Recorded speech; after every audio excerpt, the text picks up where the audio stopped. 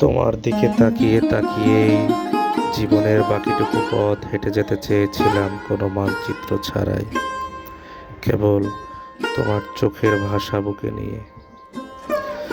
ভাবতাম দিন ফুরোবে তোমার হাসিতে, রাত নামবে তোমার নিঃশ্বাসের উষ্ণতায়। এই ক্লান্ত পৃথিবীতে তুমিই হবে আমার শেষ আশ্রয়। আমি হারিয়ে যেতে চেয়েছিলাম তোমার সেই মায়াবী চোখের গহীনে, যেখানে প্রশ্ন নেই, শুধু নির্ভর বিশ্বাস আর নীরব ভালোবাসার ঢেউ। তোমার উষ্ণ নিঃশ্বাসের তেজে মাতাল হয়ে উঠত আমার সমস্ত সত্তা।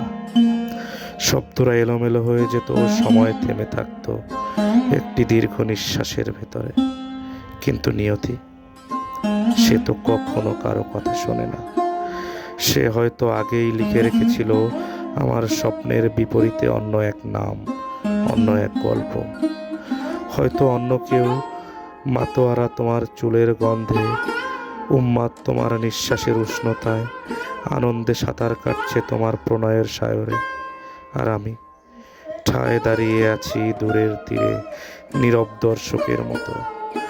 হাতের মুঠোয় শুধু স্মৃতি, আর বুকের ভেতর জমে থাকা অসংখ্য না বলা কথা।